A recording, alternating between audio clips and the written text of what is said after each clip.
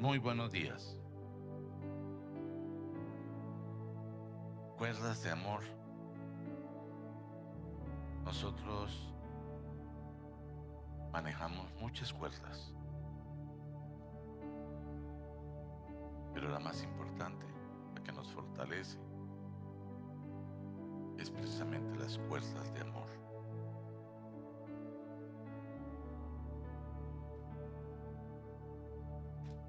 ¿Y cómo sería el amor? ¿Qué tan grande y qué tan poderoso puede ser el amor?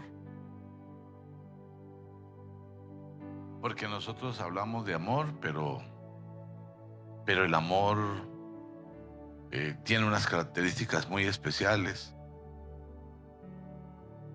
El amor, aunque es incondicional, el amor de Dios es incondicional, no implica o no significa que no sea un amor con características únicas, ¿sí? El amor todo lo puede, el amor todo lo perdona, el amor es inagotable, características del amor. Y hablar de amor es fácil, ¿no? Decir, oye, ¿sabes? Yo te amo. Es muy fácil, pero si habláramos de una convivencia, en la convivencia hay tantas cosas de una persona que pueden irritar a la otra, que hasta dónde está el amor, ¿no? Sin embargo, cuando nosotros buscamos llenarnos de ese amor genuino, logramos vencer muchas circunstancias, muchas situaciones en esas coyunturas que se nos van dando dentro del vivir diario. Y estos días han sido particulares. Hay días que son normales y hay días que no son normales. Eh, ha habido de pronto algunas angustias o tristezas inesperadas.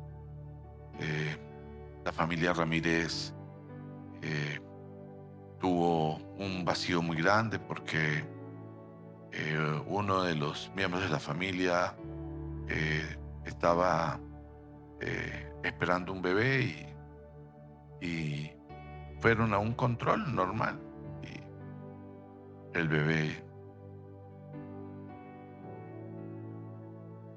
pues había fallecido y fue muy triste. Am, pero ¿cómo nos recuperamos de esos dolores? ¿Sí?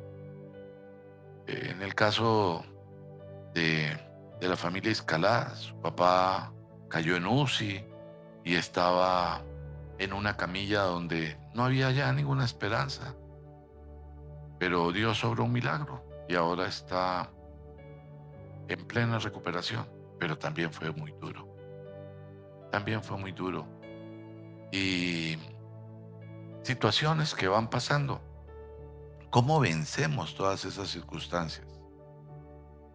Solo las podemos vencer por medio del amor, por medio del amor, porque el amor es la herramienta fundamental. Ahora, ¿ese amor de dónde viene? Ese amor, el amor nuestro no es el bueno, porque nuestro amor es condicional, ¿sí? Nuestro amor está condicionado a que si tú me quieres, yo te quiero. Si tú lo haces como yo quiero, yo te quiero, ¿sí? Si tú me das, yo te doy. El amor de Dios es diferente, el amor de Dios es perfecto, el amor de Dios es incondicional, está por encima de todas las circunstancias y Él dispone que nosotros podamos vivir de esa manera. Alguna vez compartí una historia de un niño que le preguntó a su papá, papá, ¿qué tan grande es Dios? Y su papá llevó al niño al aeropuerto eh, y le mostró un avión que venía y le dijo, ¿sí lo ves? Y el niño, sí, allá está, ese avión. Ok, ahora lo llevó a la pista y le mostró un avión. Cuando el niño vio el avión dijo, ¿qué avión tan grande? Y él dijo, entre más cerca estés de Dios, más grande lo puedes ver, más gigante es para ti. Y nosotros quizás nos acostumbramos muchas veces a ver a Dios allá, a ver a Dios allá arriba. Pero cuando nos acercamos, esa gigantez, esa condición gigante, majestuosa, incontrolable de su presencia, opaca el resto, porque ese es Dios. Y cuando nosotros podemos acercarnos, Él toma el control de todo lo que hay en nosotros, de todo, de todo. Si nos alejamos, aunque sea un poco, empieza a no ser el control divino, sino a ser el control humano. Y todos, todos, todos, sin excepción, necesitamos estar muy cerca, correr para permanecer cerca, porque es solo su amor el que cambia, el que neutraliza, el que fortalece, el que nos llena, el que nos regocija, ¿sí? Y podemos fácilmente ver a Dios como una figura religiosa, pero Dios no es una figura religiosa. Dios es todo. Dios es todo. Y cuando Dios no está, cuando Dios no es lo importante, cuando Dios no es la esencia, entonces lo que nos gobierna es nada. Y nos movemos conforme a la nada. Así que necesitamos eso. Pero Dios ha dispuesto todo. Dios ha dispuesto todo para que nosotros estemos con Él, obremos con Él y para Él. Con Él y para Él. Él nos ha escogido para que hagamos ese tipo de cosas. Y cualquier persona, todos los que están acá, todos, todos, todos, están acá porque Dios los ha escogido. Dios nos escogió, nos llamó, nos dijo, tú eres mío, tú eres mío. Sí. Y haré de ti algo especial. Pero yo le doy a Dios esa condición de honor. Yo lo tengo cerca o lo tengo lejos. Y cuando yo lo tengo cerca, le doy toda la prioridad, le doy toda la majestad. Yo me rindo a Él y cuando no, pues simplemente se convierte fácilmente en un Dios de favores. Entonces, clamo a Él cuando necesito que Él haga favores a mi vida. Cuando tengo una necesidad, una enfermedad, una carencia, una angustia, entonces yo, Señor, aquí te necesito, ven, ven, acuérdate que soy tu hijo. Pero ese es un Dios de favores, no es el Dios que, que es el real. Ese es el avión que vemos allá arriba. Pero cuando tú te subes, no sé si te ha tocado alguna vez que te subes en el avión y tú sabes que cuando uno no compra un pasaje preferencial, en el momento en que haces el check-in, él te manda el puesto que quiera, ¿sí? Y a mí una vez me tocó en el último de los últimos y el avión era grande y era el último de los últimos. Entonces, pasar por en medio de todo el mundo, esperar que todo el mundo acomodara las maletas. Me tocó allá en el rinconcito, al final. Pero uno allá dice, uy, esto es grande. Aparte de eso, si tienes alguna sensación de claustrofobia, piensa, ¿cómo salgo de aquí? ¿Cómo salgo de acá? Porque es que hay mucha gente y apenas el avión para, todo el mundo se pone de pie y agarra las maletas y se atraviesa en el pasillo. Claro, tú estás de último y tienes dos opciones. Te relajas y esperas, pero es grande, te das cuenta que es grande, te das cuenta que es muy grande. Dios es muy grande, Dios es muy grande. Por favor, acompáñenme en el Evangelio de Juan, en el capítulo 1, y vamos a leer el versículo 48.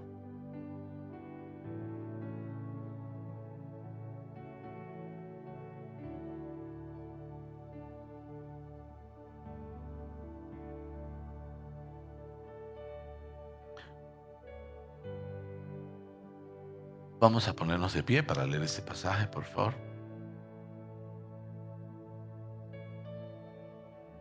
Evangelio de Juan, capítulo 1, versículo 48. Dice, leamos juntos. ¿De dónde me conoces?, le preguntó Natanael. antes de que Felipe te llamara, cuando aún estabas bajo la higuera, ya te había visto. Padre, te damos gracias, Señor. Gracias por esta mañana, Señor. Gracias porque nos das el privilegio de reunirnos, Señor. Gracias porque tú estás aquí, Señor, y hemos venido a buscarte. Queremos ver tu grandeza, queremos tenerte tan cerca, Señor, que podamos sentir lo inmenso que eres, Dios. Gracias por la vida de cada persona que se ha dispuesto para ti, Señor, que ha venido esta mañana.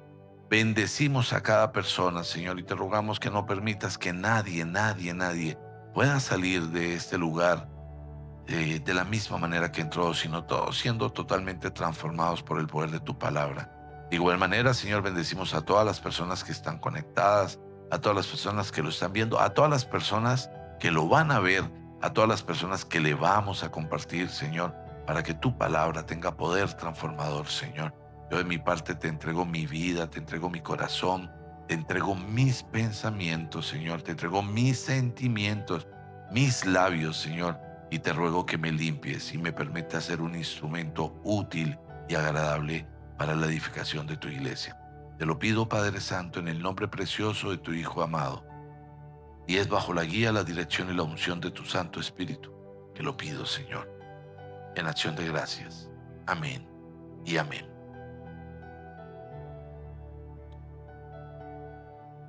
Dile a la persona que tienes al lado, ¿de dónde me conoces? Mira qué pregunta tan interesante, ¿no? Natanael era el amigo de Felipe. Felipe era un discípulo. Jesús lo había llamado y era el amigo. Y como era el amigo, él le dijo, he encontrado al Mesías. Estaba emocionado, encontré al Mesías. Y lo invitó a conocerlo. Y cuando llegaron y estuvieron frente a frente, entonces Jesús dijo, aquí tienen a un verdadero israelita en quien no hay falsedad. Y él le pregunta, ¿de dónde me conoces? Antes de que Felipe te llamara, cuando aún estabas bajo la higuera, ya te había visto. Y vamos a entender este pasaje porque uno piensa, pues no, alguien le contó a Jesús que él estaba debajo de la higuera y entonces Jesús le dijo eso. Pero no es así. En aquella época, la higuera, por ser un árbol frondoso y que adicionalmente daba un fruto que le encantaba a las personas de esa región, la gente tenía por costumbre sembrar higuera cerca a su casa, porque además de dar la sombra, daba fruto. Y mucha gente tenía por costumbre ir y sentarse debajo de la sombra de la higuera para orar, para tener intimidad con Dios.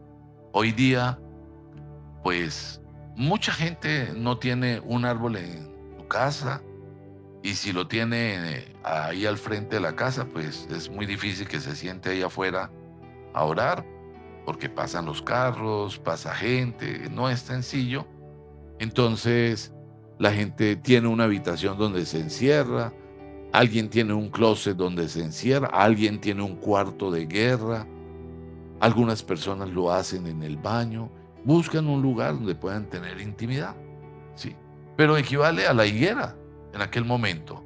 Y lo que Jesús le está diciendo, yo te vi cuando me hablabas, yo te vi cuando estabas buscando a Dios, ya te había visto en esos momentos de intimidad. Y por eso él se siente tan confrontado y dice, ¿de dónde me conoces? ¿De dónde me conoces? Bueno, al decirle esto, él dice, Rabí, tú eres el Hijo de Dios. Porque él le estaba narrando, yo te he visto cuando buscas a Dios, cuando buscas a mi Padre. Te he visto en esos tiempos de intimidad. Y Él reconoce, tú eres el Hijo de Dios, eres el Rey de Israel, declaró Natanael. Él sabe de nosotros, de nuestros tiempos. Y Dios todo el tiempo habla, todo el tiempo. Pero ¿estamos nosotros dispuestos a escucharlo? ¿Realmente somos sensibles a su voz?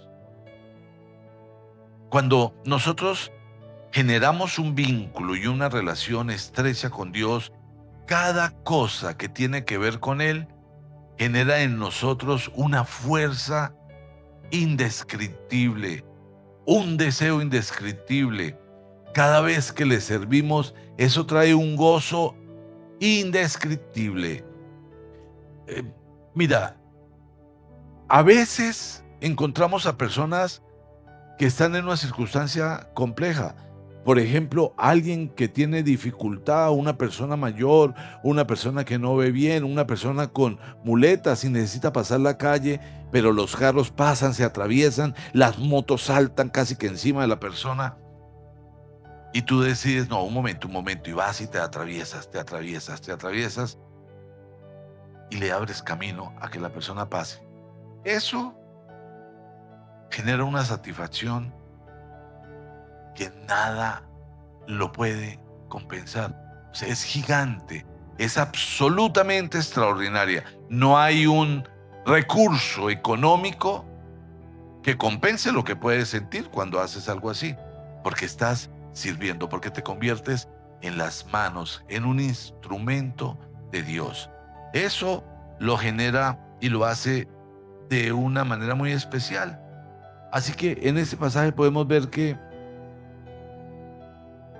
Natanael ya tenía una relación con Dios. Natanael quizás era diferente a Pedro. Pedro era un pescador. Y Pedro lo siguió porque vio un milagro.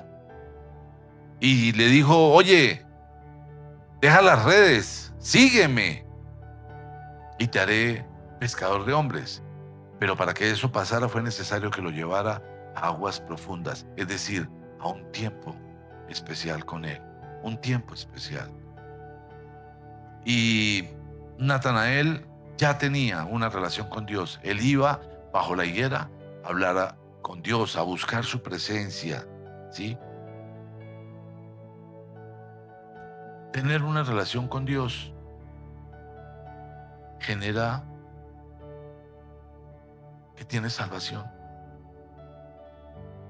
y que puedes cumplir un propósito único de servicio a Dios. Un propósito único de servicio a Dios. ¿Dios necesita de nosotros? No. Pero nos da a todos el privilegio de servirle, de hacer cosas para Él. Y eso hace que todo sea distinto. Para las personas que sirven es indescriptible la sensación que genera cuando sirves. El servicio da gozo. Entonces, dispuesto por Él, que nosotros tengamos una relación cercana, porque esa relación cercana nos llena de amor.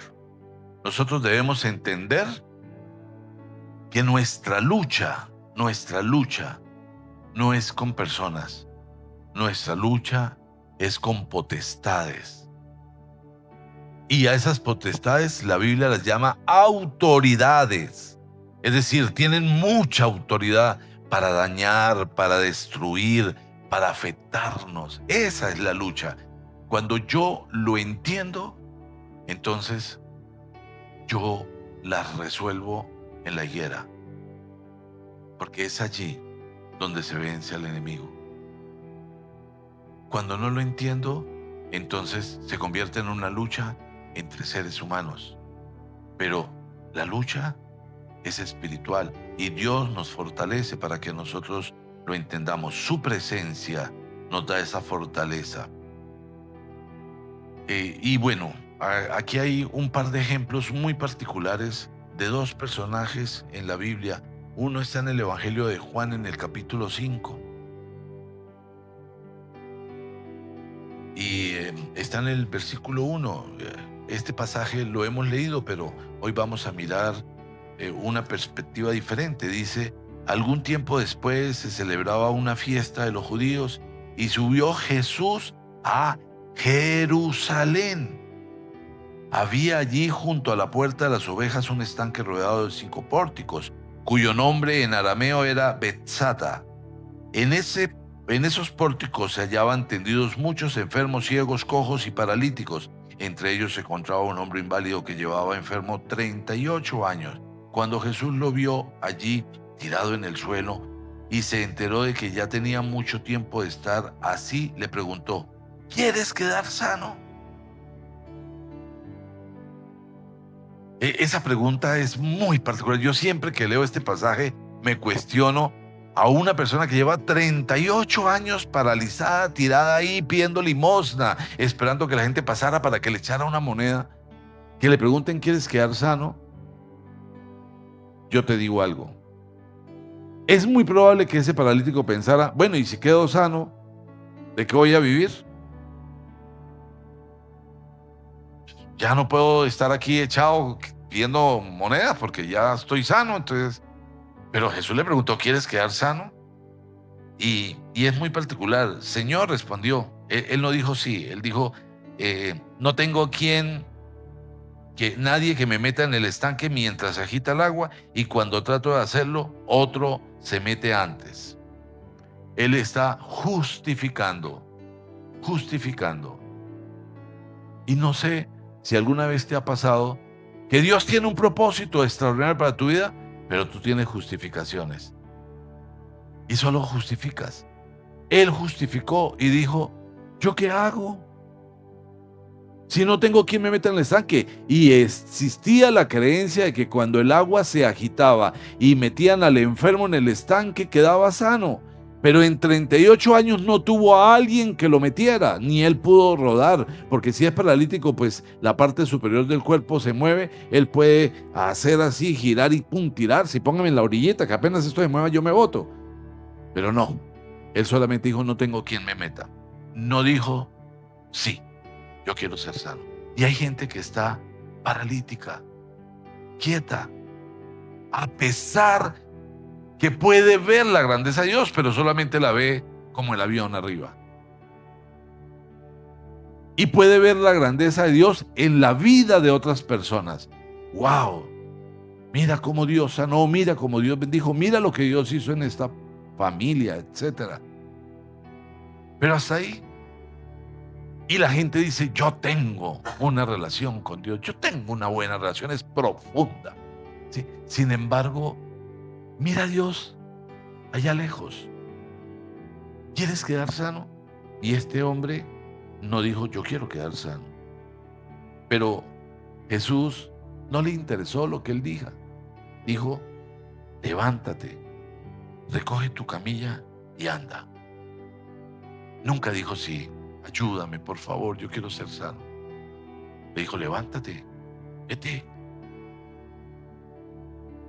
Aquí uno podría encontrar algo interesante. Al él levantarse, iba a suceder que iba a perder su sustento. Era la única manera que tenía de vida. Pero la autoridad de Jesús lo llevó a levantarse. Y cuando él se levantó, quedó sano. Así que tomó su camilla y echó a andar. Pero ese día era sábado. Y para los religiosos, el sábado no se podía sanar a nadie. Entonces los religiosos, los maestros, los sacerdotes, los del Sanedrín, que este hombre fuera sano un sábado, eso era un pecado. Y por eso estaban mirando quién lo sanó, porque ¿qué hizo este hombre?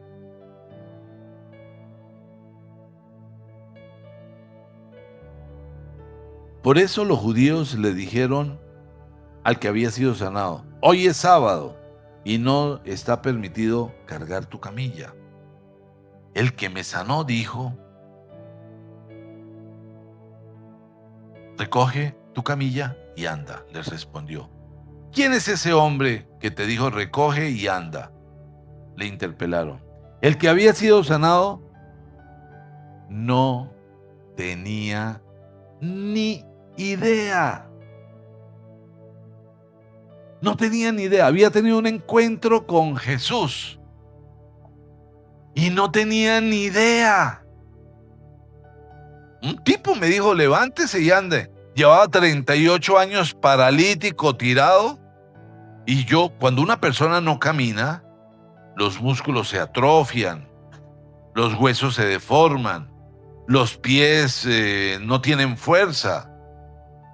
Cuando alguien tiene una situación, para poder volver a caminar, tiene que hacer unas terapias, tiene que someterse a unos procesos de recuperación y a veces son muy dolorosos. Este hombre, después de 38 años, imagínese las piernas, cuando alguien no camina, las piernas se vuelven flaquitas. No sé si han visto personas así. Eso ya no tiene sino un hueso forradito, ya ahí no hay nada, porque los puede agarrar y ponerlo como quiera, porque eso ya no tiene ninguna fuerza, ninguna condición, no hay tendones, o sea, lo que está ya no sirve. Pero Jesús le dijo: levántate, recoge tu camilla y vete. Y este hombre, después de 38 años, se levantó, recogió la camilla y se fue. Es que eso es muy, muy, muy magistral, es un milagro tremendo. Pero el hombre no tenía ni idea de quién había tenido el poder de decirle: levántate. Porque es fácil que alguien que esté fingiendo, como muchos que hoy día uno se encuentra pidiendo limosna, que hacen una cantidad de mimos como si estuvieran graves, pero en realidad no tienen nada, pues se le digan: levántese y váyase. Pues sí, se levanta y se va. Hay videos de que hacen como si estuvieran sonando tiros y se levantan de la silla de ruedas y salen corriendo. Pero en este caso no. En este caso era un paralítico. Así que, pero él no tenía ni idea. Imagínate eso tan tremendo. Bueno.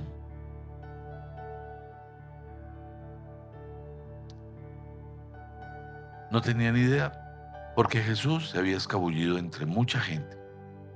Después de esto, Jesús lo encontró en el templo y le dijo: mira, ya has quedado sano, no vuelvas a pecar, no sea que te ocurra algo peor. Fue necesario un nuevo encuentro, porque él se levantó igual. Oye,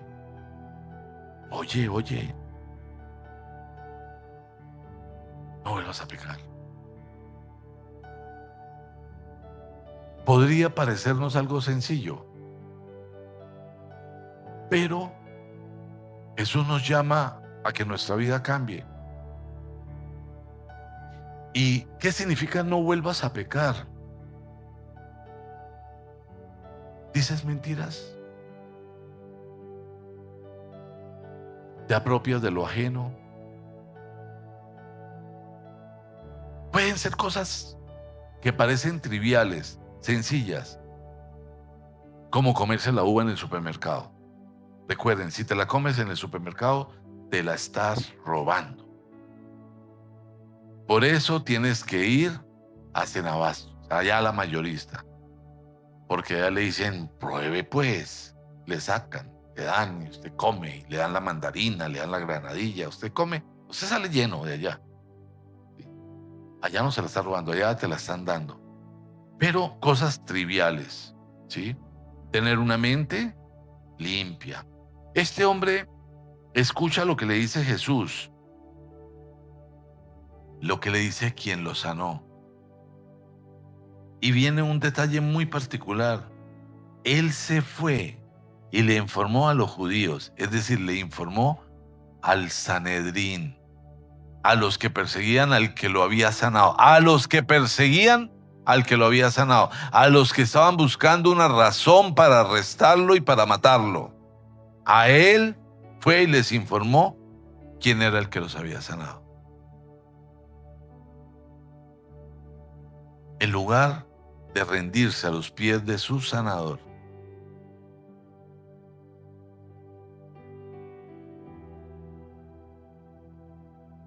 Si no nos rendimos al pie del sanador, tenemos una situación, y es que no podemos apreciar la grandeza, la majestad de Dios. Y Dios quiere que nosotros la vivamos. Dios quiere que la sintamos. Dios quiere moverse en nosotros. Es decir, que nuestras manos, que nuestros labios, que nuestros brazos sean instrumento de Él. Para eso tenemos que rendirnos. Necesitamos rendirnos. Este hombre buscó a los religiosos, no reconoció a Jesús. Es más, lejos de reconocerlo, fue y lo acusó. Lo acusó porque lo habían sanado. Este es un personaje que nos deja reflexiones profundas. En el segundo libro de Reyes,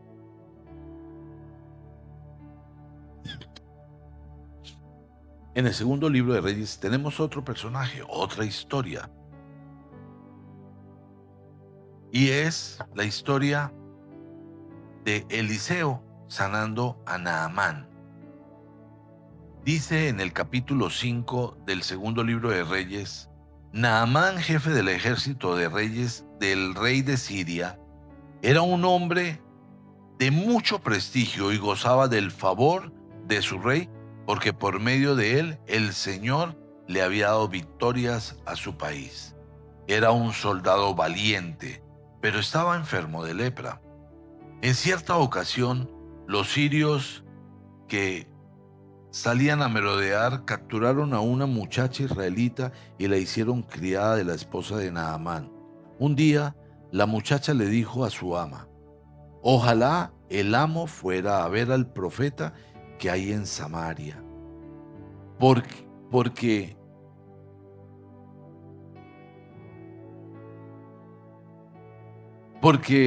él lo sanaría de lepra. Naamán fue a contarle al rey lo que la muchacha israelita había dicho. El rey de Siria respondió: bien puedes ir, yo le mandaré una carta al rey de Israel. Y así Naamán se fue, llevando 30,000 monedas de plata y 6,000 monedas de oro. Piensen en ese regalo, ¿no?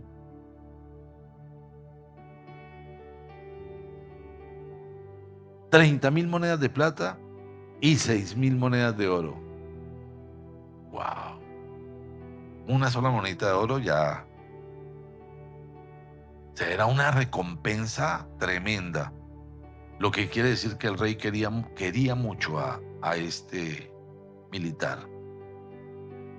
La carta que le llevó al rey de Israel decía: cuando te llegue esta carta, verás que el portador es Naamán, uno de mis oficiales. Te lo envío para que lo sanes de su lepra. Y él fue y le entregó la carta al rey. Partamos de la base de que eran dos pueblos que no eran amigos, rivales. Y llega con una carta y con obsequios ante el rey y le dice: aquí le mando a mi oficial, sánalo de lepra. Y el rey, ¿qué pensaría? ¿Qué le pasa?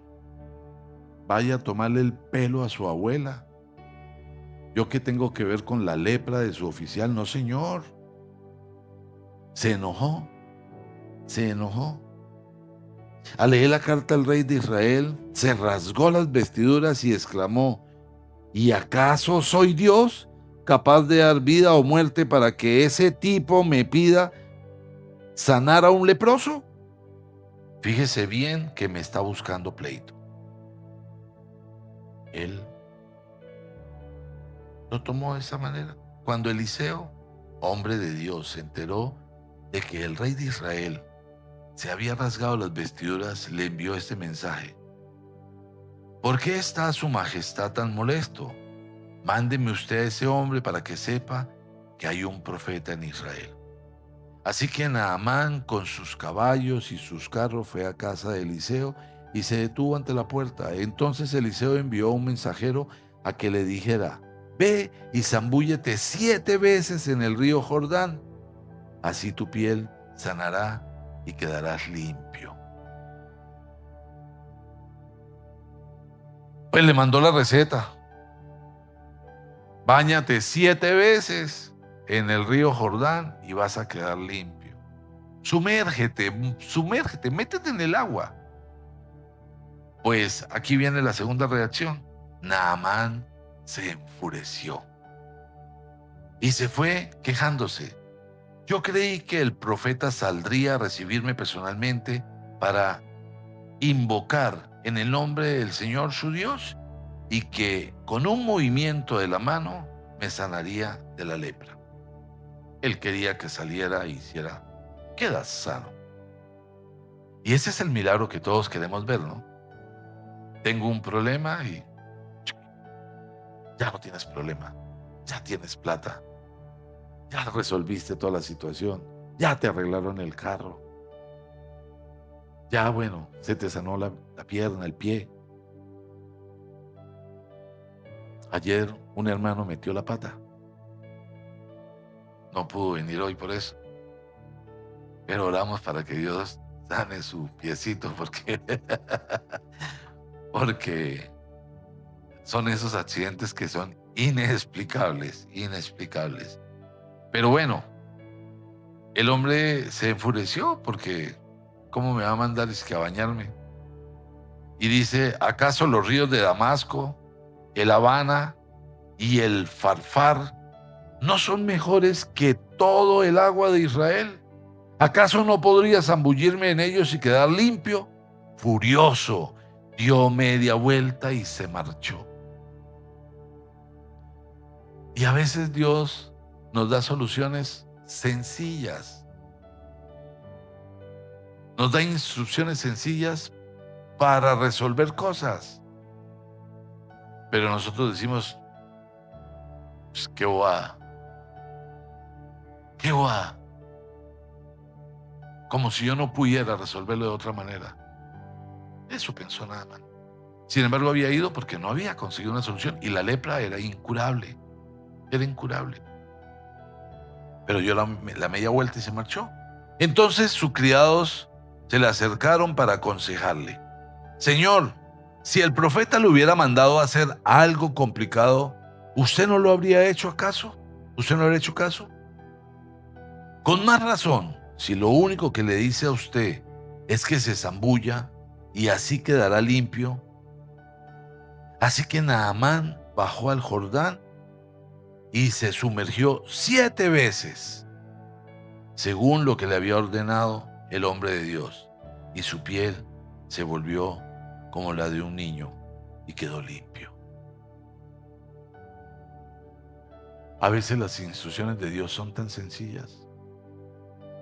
Podemos sanar de una manera tan sencilla. Pero no queremos que sea sencillo.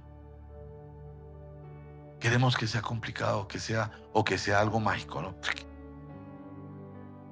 Este hombre tiene unas particularidades porque él era de otro pueblo. Él era sirio. Y Dios, por medio del profeta, le mandó a hacer algo sencillo. Pero no. Por voluntad propia no lo quiso hacer. Fue necesario que los profetas se le acercaran y le hablaran para que él tomara la decisión de hacer algo sencillo. ¿Y cuántas veces Dios te ha planteado que lo hagas de una manera diferente, muy sencilla? Pero tú dices no. Así tan sencillo no lo quiero. Yo quiero que sea más complicado. Por eso nosotros, en la medida en que estamos cerca a Dios, tenemos algo que se llama discernimiento. El discernir es un ejercicio de ingeniería. Es que tú tomas una malla y sobre la malla vas echando la arena y mueves la malla y solo va pasando la arena pura, limpia. lo grueso, el mugre, queda aparte. El discernir es que nosotros podamos recibir esas instrucciones sencillas y quitemos lo que no está bien, las piedras, el mugre que viene con la arena, para que pueda pasar y para que se pueda usar de manera óptima. Esa es la indicación, de forma sencilla, hacerlo sencillo. Dios quiere hacer algo especial y necesita que estemos dispuestos, pero a nuestra manera no funciona. Funciona a la manera de Él. Si nos acercamos lo suficiente, a veces creemos que estamos cerca. Hay mucha gente que reza el rosario y hace muchas cosas, repite muchas cosas y piensa que está cerca. Es más, tiene de pronto una imagen y dice, no, mire, ahí la tengo.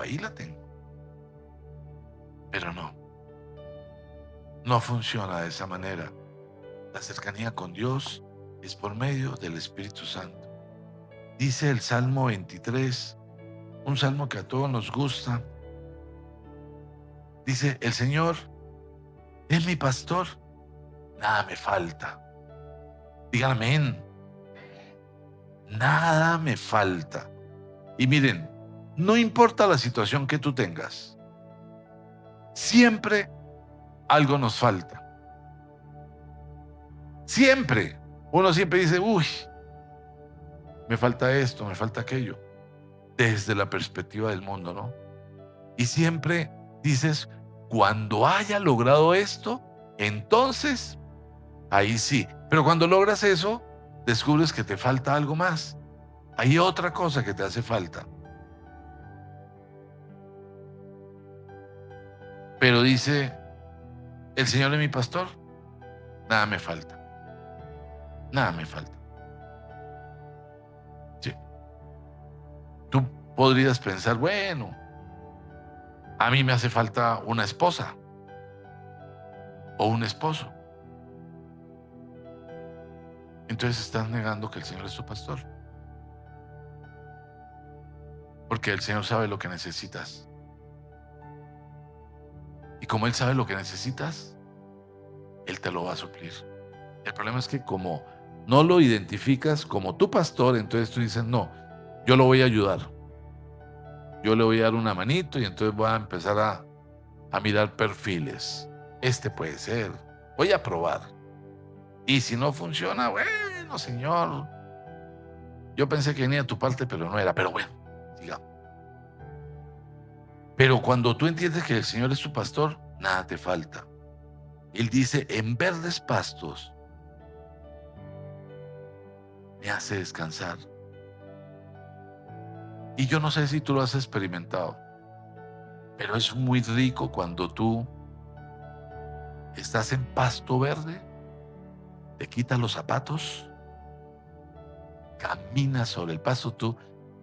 Tiene uno la idea de que al quitarse los zapatos, todas las cosas se las lleva a la tierra, y si está limpio y acostarse ahí es algo maravilloso.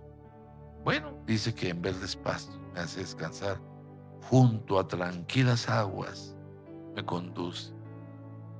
Y no sé si alguna vez te has metido en un flotador o en una embarcación, en un laguito tranquilo y te quedas ahí acostado, o simplemente te acuestas en una piscina, tomas aire y tu cuerpo flota y te quedas así, abres los ojos y miras el cielo. Qué sensación de paz absoluta. Bueno, dice, junto a tranquilas aguas me conduce, me infunde nuevas fuerzas. ¿Y por qué hay esta claridad? Porque nuestras fuerzas se agotan. Nuestras fuerzas se agotan. Llega un punto en que nosotros decimos, ya no puedo más. Alguna vez he subido el Peñol 2 veces, pero una de las 2 veces que lo estaba subiendo, El Peñol es una piedra que tiene no sé cuántas gradas. Las gradas no son rectas y amplias, sino son torciditas, algunas angostas, otras más anchitas. Y hay gente subiendo y bajando a la vez. Pero llegó un momento en que yo diría que estaba en 2/3 partes, que yo no aguanto más, ya no puedo más. Y estaba tan agotado que yo me tomé el atrevimiento de sentarme en una de las gradas, pero eso es muy molesto porque hay gente subiendo y bajando. Entonces me convierto en un estorbo, pero yo sentía que no podía, no tenía fuerzas. Sin embargo, sucedió que un señor mayor, bastante mayor que yo, venía subiendo y traía unos paquetes de agua aquí arriba encima, por lo menos unos 3. Y entonces cuando llegó donde iba yo, permiso, y fue, y yo me quedé viéndolo, el cuchito, y yo ahí sentado. Eso me dio nuevas fuerzas, me dio vergüenza. Me paré y seguí subiendo. Y llegué. Las fuerzas se nos acaban.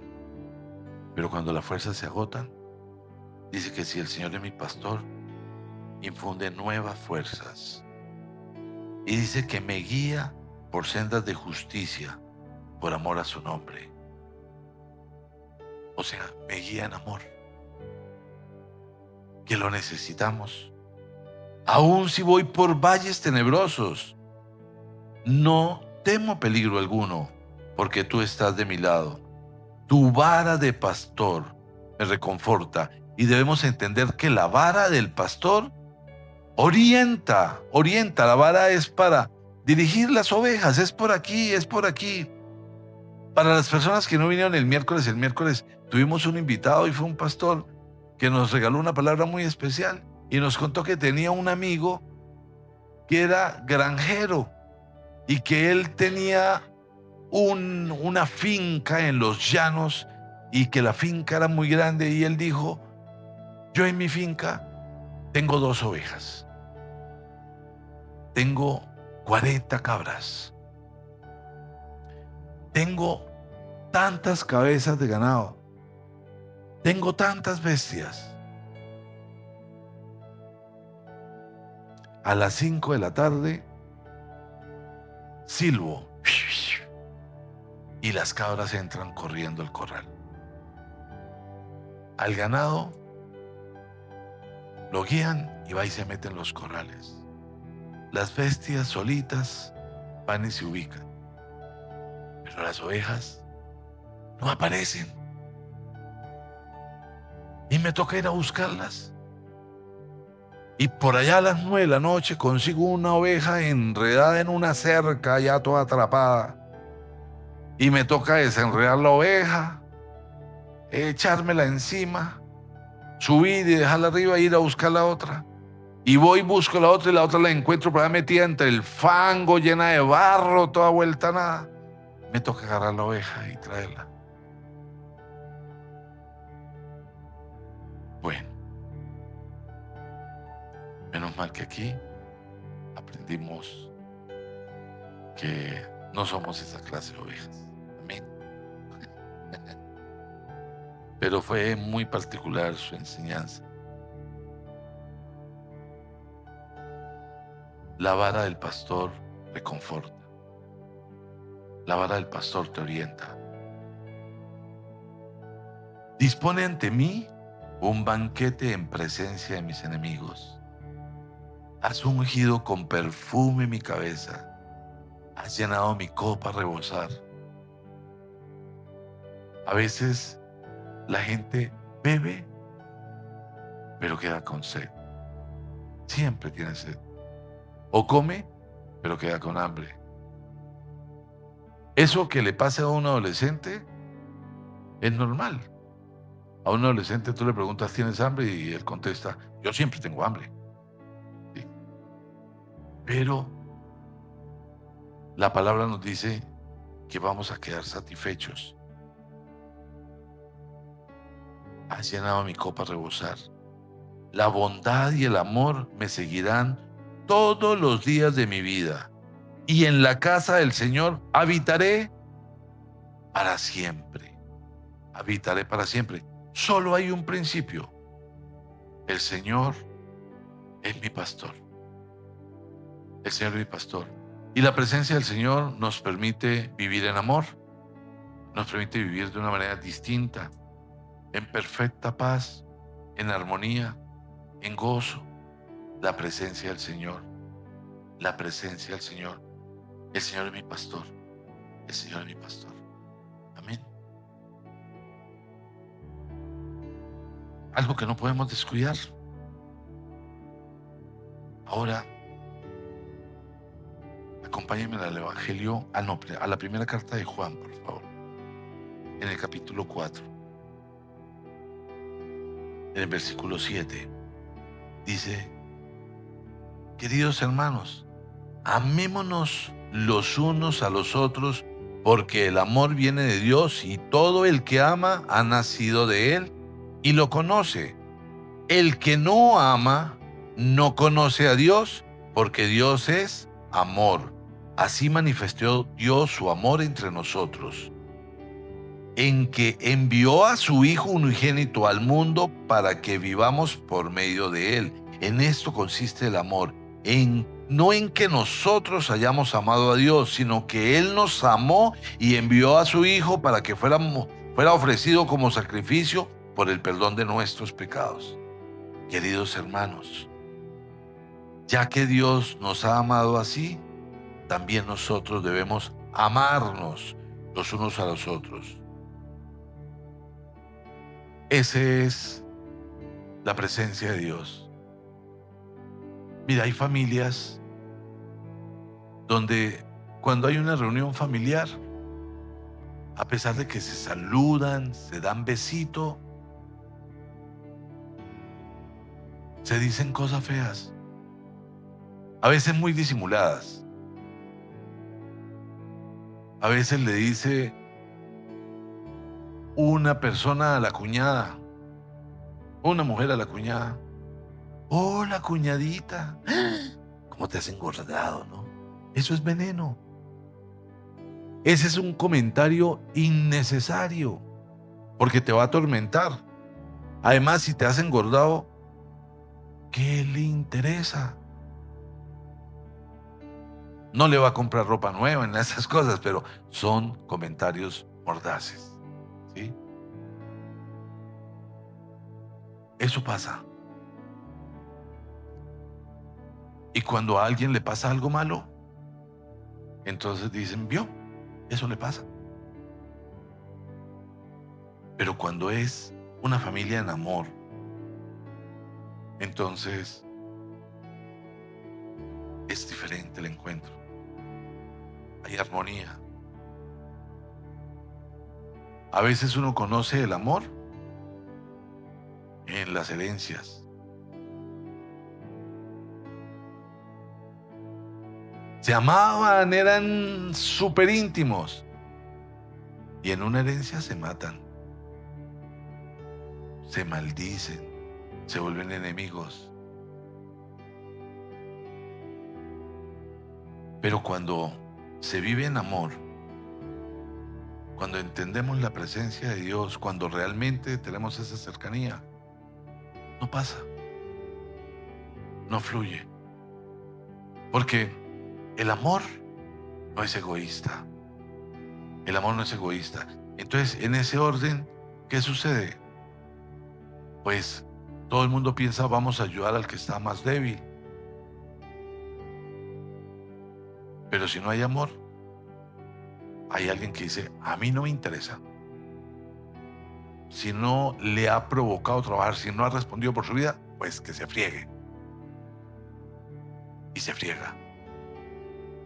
Aunque la palabra dice que el que no trabaje, que no coma. Pero estamos hablando del amor. Estamos hablando del amor. Entonces, ¿cómo vivir y manejarlo de esa manera?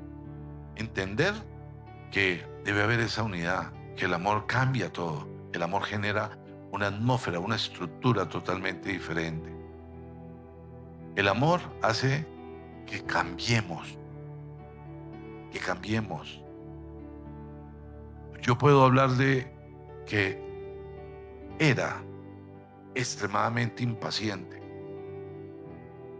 muy impaciente. Y a mí me enojaba muchísimo, muchísimo que mi esposa me hiciera esperar. Y yo salía, ya la veía lista, ya, poniéndose el último toquecito, aquí, ya. Ok, entonces saco el carro y espero. Y se demora barato 10 minutos en salir. Cuando ella salía, yo ya estaba rojo.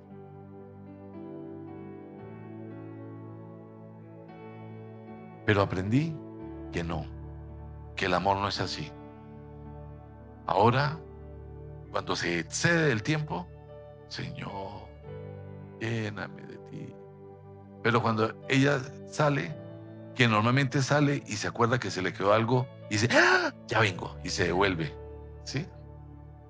Yo procuro quedarme en paz. Y ella se sube y me mira a ver si voy a decir algo. Yo creo que todavía recuerdo las épocas en que yo, pero ya no digo nada. Ya no digo nada. ¿Por qué? Porque el amor nos permite cambiar. Yo podría decirle, tú sabes que eso me enoja,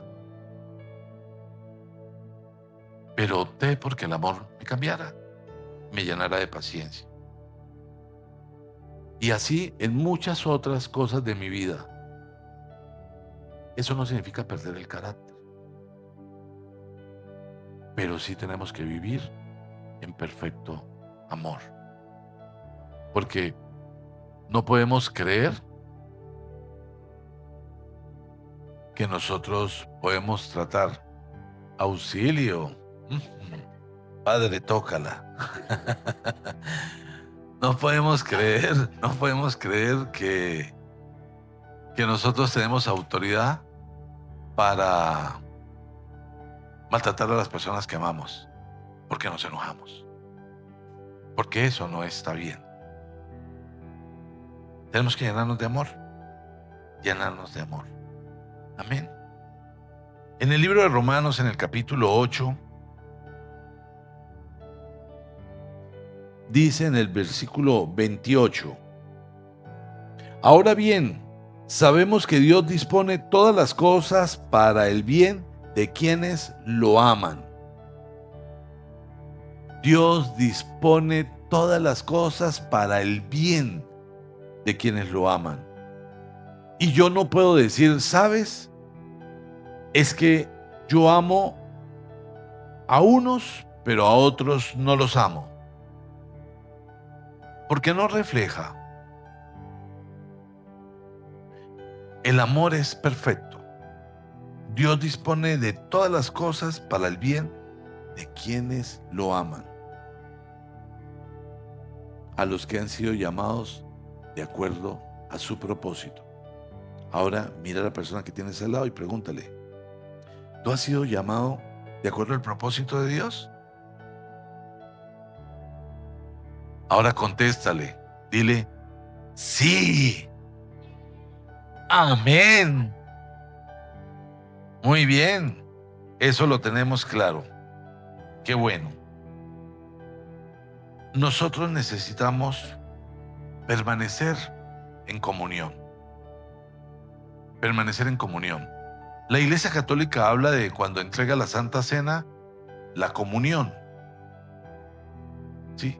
Para nosotros no es la comunión, sino es la Santa Cena. Pero cuando hablamos de la comunión, estamos hablando de la común unión. Permanecer unidos. La unidad determina la fuerza. Hay un ejercicio muy particular y es que si tú agarras un hilo y te lo enredas en un dedo y el otro extremo en el otro dedo y jalas, lo revientas sin mayor esfuerzo. ¿Sí? Así sea un hilo de una marca buena. Pero si tú agarras 2 hilos y los amarras, ya te toca hacer un poquito más duro. Si agarras 3 hilos, posiblemente con 4 hilos, tú haces así y se te ponen rojos los dedos y no los revientas. La unidad. Dios nos manda a estar en esa unidad, en una unidad fraternal y de amor, en una unidad fraternal y de amor. Y esa unidad la debemos tener primero en casa, en nuestra casa, una unidad fraternal y en amor. En nuestro trabajo. He aprendido que a uno no lo sacan de la rosca. Uno se sale. Y a veces uno se sale porque no vive en el amor. Pero si permanecemos en amor, mire, cualquier diferencia se soluciona cuando se trata en amor. Hay personas que se casan y juran que van a estar juntas toda la vida y discuten por un gato, porque a él no le gustan los gatos. A mí sí me encantan. En estos días vi una gata divina, divina. Yo quisiera tenerla en casa. Una gata divina. He visto gatas lindas y esa. Ojalá Dios me conceda. Solo falta que mi esposa la pruebe. Pero a veces pelea una pareja por la gata o por el gato. Conozco el caso de una pareja que se juró amor toda la vida. Duraron como 4 años de novios. Cada vez que uno los veía mirándose como tortolitos. Ay, todo el tiempo era así, una ternura. Y no se pusieron de acuerdo para tener hijos, decidieron tener un gato. Pero él llegó a la conclusión de que el gato botaba muchos pelos. Y le cogió rabia al gato. Y un día sacó el gato a la casa. Y fue terrible. Fue tan terrible que se separaron. Hoy día ella vive en otro país y él vive en otra parte. El conflicto fue un gato. Pero en amor se habría resuelto. Hubiesen podido acordar, peluquemos al gato. Alguna cosa hubieran podido acordar. Claro que la solución real habría sido, tengamos un hijo. Pero el gatico era hermoso. Pero mira, se juraron amor para toda la vida y terminaron divorciándose y en pleito. De que esto es mío, no, esto es mío, que yo lo tenía, que no lo tenía. Terrible. Por un gato. No se resolvió en amor. Entonces debemos estar en comunión, en comunión, en comunión. Debemos permanecer en comunión. Dice en el Evangelio de Lucas, en el capítulo 6, en el versículo 43. Ningún árbol bueno da fruto malo, tampoco da buen fruto el árbol malo. A cada árbol se le reconoce por su propio fruto. No se recogen higos de los espinos, ni se cosechan uvas de las zarzas. El que es bueno, de la bondad que atesora en su corazón, produce el bien. Pero el que es malo, de su maldad produce el mal, porque de lo que abunda en el corazón, habla la boca. Y nosotros debemos cuidarnos de ser siempre buen fruto, de ser siempre buen fruto. La palabra también dice, por su fruto lo conoceréis. Debemos asegurarnos de ser buen fruto. A veces nos ocupamos mucho de los dones, pero lo que realmente trasciende es el fruto, porque el fruto manifiesta la presencia del Espíritu Santo. Necesitamos el fruto. Y el fruto se refleja en todo, en todas las áreas. Porque yo puedo determinar, yo tengo un fruto en esta área. Wow, sí. Pero el fruto es en todas las áreas. ¿Te enamoraste de Dios? ¿Decidiste caminar con Él? ¿Ves a Dios con el nivel de majestad que tiene? ¿Lo honras con tu manera de vivir? ¿Quieres que tu vida sea distinta, diferente? Te presentas ante Dios y reconoces las cosas que no están bien en ti. Le dices, Señor, yo necesito cambiar. Porque aquí no hay ninguno que no necesite cambiar. De hecho, estamos aquí porque lo necesitamos. Porque necesitamos que nos ayude a ser transformados para poder estar al nivel que Él quiere que estemos. Pero debemos asegurarnos de que así sea y de que tengamos un buen fruto. Porque solo debemos generar cosas buenas y ser fuente de agua viva. Amén. Acompáñenme por favor a la primera carta de Corintios. La primera carta a los Corintios en el capítulo 2.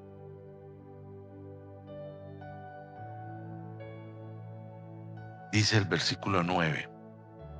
Sin embargo, ningún ojo ha visto, ningún oído ha escuchado, ninguna mente humana ha concebido lo que Dios ha preparado para quienes lo aman.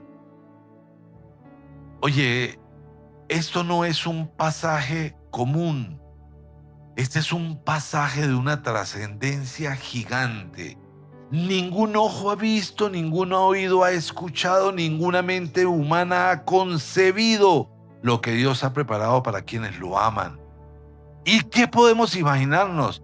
Que Dios ha dispuesto cosas extraordinarias. No alcanzamos a imaginarnos el nivel del plan perfecto que Dios tiene para quienes lo aman. ¿Qué tengo que asegurarme? Ser de los que lo aman.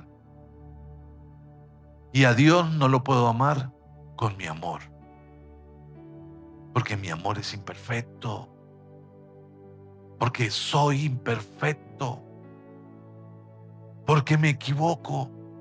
A Dios tengo que amarlo con el amor ágape, porque el amor ágape es perfecto y es muy superior a mí, a cada uno.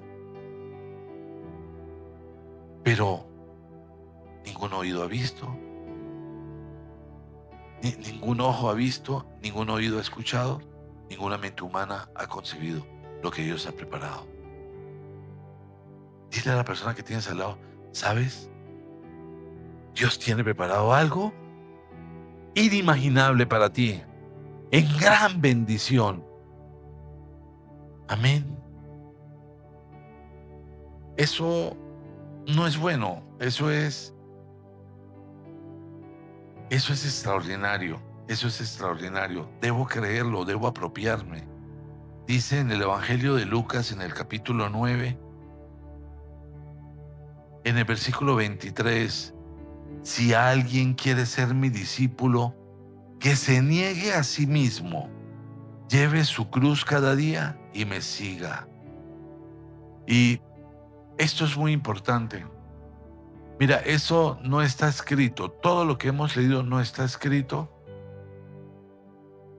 para la gente que está en la calle. no está escrito para algunos. Esto está escrito para toda la iglesia, para todos los que somos parte de la iglesia. Si alguien quiere ser mi discípulo, que se niegue a sí mismo. Que se niegue a sí mismo. Yo necesito menguar todo el tiempo. Todo el tiempo necesitamos menguar. El miércoles el pastor nos decía, tengo que menguar. Necesito menguar. Tenemos que menguar. Porque dentro de mí hay cosas que obstruyen el amor perfecto. Y yo necesito que esas cosas que hay dentro de mí que obstruyen el amor perfecto, mengüen. Y cuando yo decido menguar, cuando yo soy consciente y hago cosas que no están bien o que pueden lastimar o que no son correctas, yo menguo.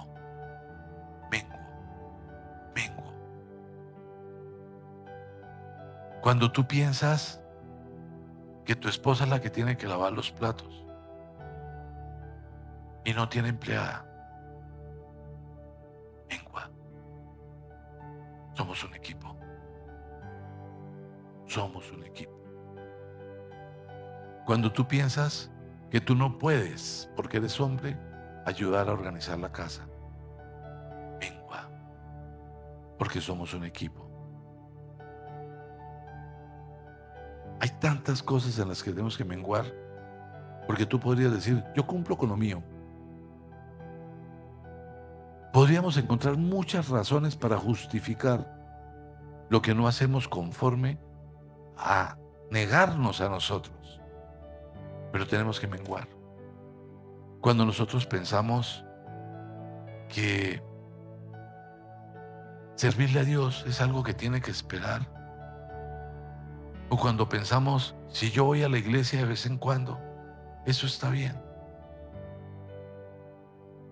O cuando pensamos, Dios me dirá cuándo, Dios me mostrará. En eso tenemos que menguar. Necesitamos menguar. Necesitamos menguar. Necesitamos que Él crezca. Y Él solo va a crecer en la medida en que nosotros menguemos. Ahora, pareciera fácil, quizás no es tan fácil. Quizás no es tan fácil. Porque tú puedes decir, es que yo a mi suegro no lo soporto. Mi suegro es un viejo chancletudo. ¿Sí? O podría aplicar que tienes un hijo rebelde. ¡Oh! No sé. Pero voy a darles la receta. Acompáñenme por favor a Filipenses.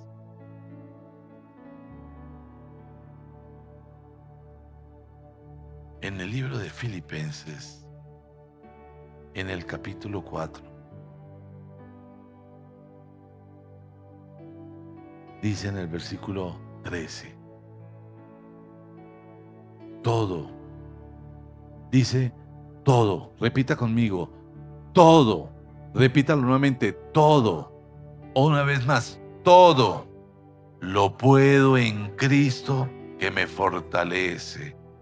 Todo lo puedo en Cristo que me fortalece. Aún por difícil que parezca la circunstancia, por difícil que parezca a lo que tengo que menguar, por difícil que sea, todo lo puedo en Cristo, pero en Cristo, porque Él me fortalece. Debemos aferrarnos a Él. Debemos tener esos tiempos de comunión. Debemos tener esos tiempos que nos fortalezcan de tal manera que Él nos guíe.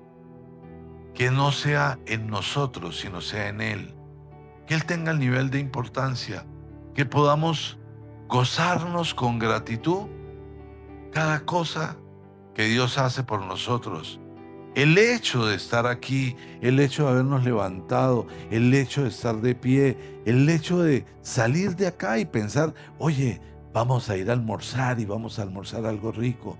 El hecho de que nos encontremos con las personas que amamos y nos podamos dar un abrazo. Eso es gratitud, eso es gratitud. El hecho de que tengamos sueños, esperanza, que tengamos proyectos, que tengamos toda nuestra fe puesta en el Señor. Eso debe generar gratitud y entender que en Él todo lo podemos. Padre, te damos gracias, Señor. Gracias, gracias. Gracias por esta mañana, Señor, y gracias por tu amor en nuestra vida, Señor. Hoy, de manera especial, Señor, queremos decirte, necesitamos que sea tu amor gobernando nuestro corazón. Necesitamos, Señor, porque es verdad que tenemos nuestro amor y a veces pensamos que nuestro amor es muy grande, pero nuestro amor es imperfecto y hoy lo reconocemos delante de ti. Por eso, Señor, clamamos para que seas tú quitando nuestro amor y poniendo el tuyo, haciendo en nuestra vida conforme a tu preciosa voluntad, Señor. Hoy te pido, Señor, que nos abraces, que nos permitas entender que ya nos habías visto, que nos has visto, que tienes un proyecto, Señor, que tienes un propósito en nuestras vidas, que has hecho un plan y que es la única manera como quisiéramos y deberíamos vivir. Sin embargo, muchos no lo hacemos. Hoy te ruego, Señor, que obres en la mente y en el corazón de cada uno de nosotros. Yo te lo pido, Padre Santo, en el nombre precioso de tu Hijo amado. Haz, Señor, que el poder de tu palabra sea contundente y quede escrita en nuestro corazón. De igual manera, Señor, quiero invitar a todas las personas que quieran pedirte, Señor, coloca tu amor. Si es necesario, arranca el mío. Que se pongan de pie, porque necesitamos estar llenos de su amor, necesitamos estar llenos de su presencia. Y a veces estamos llenos de lo nuestro. Y hoy queremos ser vaciados para que seas tú llenándonos, Señor. Y te pido que repitas conmigo, Señor Jesús, gracias por el poder de tu palabra. Gracias por el sacrificio perfecto que hiciste por mí, aunque nunca lo merecí, pero a pesar de mí, me miraste con agrado y lo hiciste para reconciliarme. Hoy, Señor, reconozco que todo mi ser está lleno de cosas mías, de amor mío, de sentimientos míos, y no puede entrar lo tuyo. Así que yo decido vaciarme, y quizás no soy capaz, pero tú puedes vaciarme para que me llenes de ti. Me rindo a ti, Señor. Y por eso, por medio del Espíritu Santo, hoy clamo para ser lleno de ti, de tu presencia y de tu amor.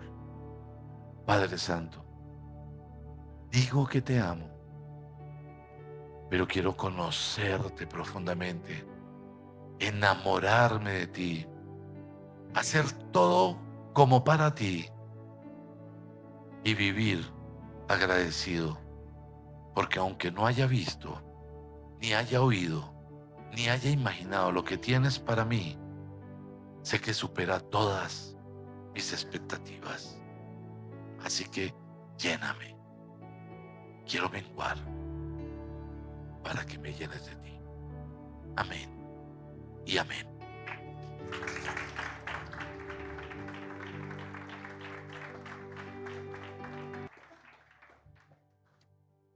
Muy bien, iglesia.